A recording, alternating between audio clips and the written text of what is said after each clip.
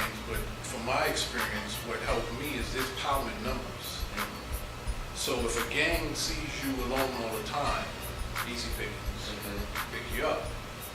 In my neighborhood, I live in the South Bronx, I believe, if it hasn't changed that much, that there's always two types of young groups. The group I hung out with those who were positive, doing stuff positive, and that's who I chose to hang out with. And in doing that, it kind of took me out of that circle. First, I'm with a group, one. So the gangs who would think of trying to recruit me can't recruit me because I'm with this group, and that's what we do. So I just wanted to throw that out there as far as a suggestion for young people as well. Jason, you mentioned this as well on a couple of occasions. Who you associate. Look for those who share your same interests. Or Chike brought this up very well. Hang around those who are where you want to be. You know, who have aspirations, and chill with them. And then you all will challenge each other and bring it up, you know, and you'll find your way out of that pitfall with gangs.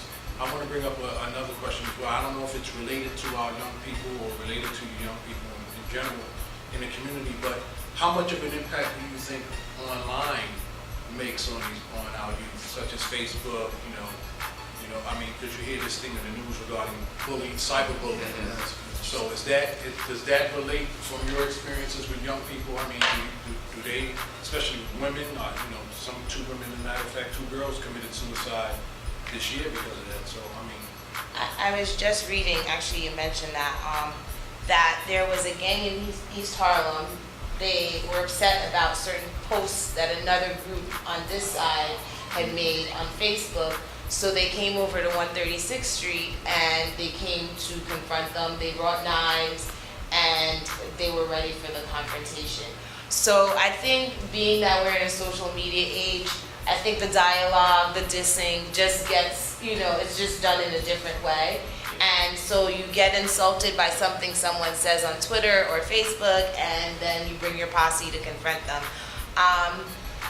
I do know that there's different task force in the city that are specifically looking for posts on Facebook, on Twitter, on online, on Instagram, to find these gangs and to arrest them. As a matter of fact, I think I was just reading the story. That's what the research I was doing. There was, I think recently, there was an arrest made because the cops were tracking Meek Mill and Rick Ross's rap lines, and they were able to trace people that had been posting certain lyrics and to be able to make some arrests based upon that. So if that's your lifestyle, it just be intelligent about the decisions you make. I think the most intelligent decision would be not to join a gang. If you have been caught up in a gang and you haven't been able to remove yourself from that gang, know that what you say is being watched, is being recorded, and especially in New York, and I'm pretty sure probably throughout the US, the cops are focusing. They're just as smart and caught up on social media as you are. It's interesting because I'm not a psychological major, but it's so funny how people think and the psychology behind it. So take for instance, you know, someone says something about you, oh, you're fat, or this, or that, all these things that happen. So what is it about that makes you angry? Not necessarily that they're telling you that, but it's because of your exposure to all these different people that can see that particular post. So that, you know, all your friends, your family, all these people are seeing someone says this derogatory thing against you. Now you're upset because the image that you present for yourself has now been violated. You know, so now look at what that emphasis is. Me personally, I'm just not on Facebook. You know, let me take that part just out of it. I'm just not on there. Not from that social perspective. Maybe business-wise one day, but not right now from a social perspective. Because all these different things that happen, you have someone that could just come out of the blue and say something, and it kind of gets broadcast. And that's, you know, the good and bad about the whole social media concept. What I like LinkedIn. I love LinkedIn. That's my professional piece. I'm always on there. I think that has helped my career immensely. You know, and the focus on it because it's professional, because you're dealing with professional people. You know, you get updates on what people are doing. You know, keep in contact with people. I get recruiters.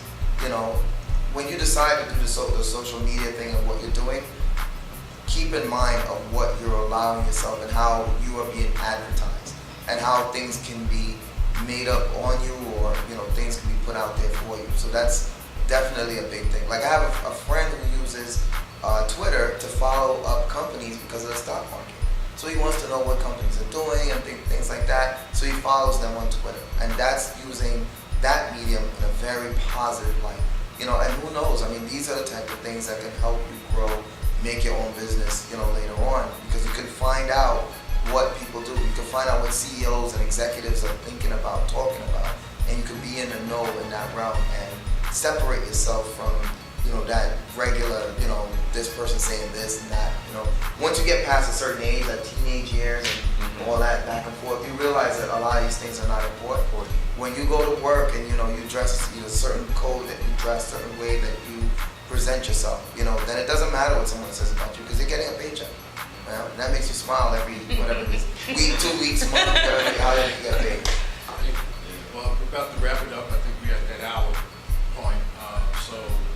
With that, final thoughts, we start with you, Kyle. Okay. With the topic that we discussed here today, and if you're doing, you know, whatever you're doing with your organization, you know, that's always open to going in. I know. So final thoughts. I know. Living in Chicago, where it's heavily heavily street tribe gangs, whatever you want to call them, very much permeate through the city. And again, when we talk about gangs, we definitely have to broaden the scope of what gangs are, where they come from. Especially in a city like Chicago, as far as my reference point, it starts from the top to the bottom, meaning the government officials, meaning the state, federal officials, city, and it trickles down. And it's not great to trickle down theory, but it trickles down to the communities of color mainly, and how they function. So I just want to really broaden that scope on that, and just to say that again, a lot of times with our youth. They feel like they need somebody to talk to. They need somebody that has their back, to say. And a lot of times when they join these organizations, it's because of something that they're lacking. Point blank. So just when you come across a group of these young brothers and young sisters, whether in your families, whether in your schools, in your communities, don't look at them as necessarily just criminals, but look at them as misguided. Now some of them mostly do criminal activity, but look at them as human beings, and maybe hopefully that you can maybe find a way to reach out to them if it's of that importance to you. Reaching out to them through organizations or individually to help to deter gang violence and gangs in general in our communities that's terrorizing.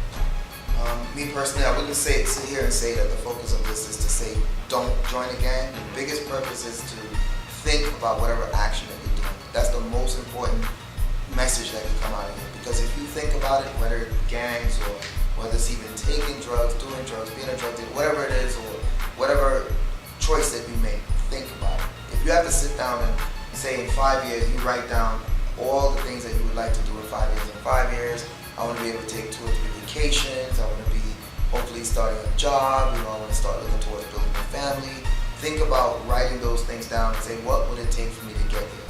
And if there are other aspects, if joining a gang is going to get you there and all these other things, you think about it and say, well, is that really going to help me get there? You know, then go ahead. Look at the numbers of people who are in gangs, who, you know, drug deal, or all these other components, and see where they are after a while. And it's only that small few that are able to, you know, get the fancy cars that you see and all these type of things.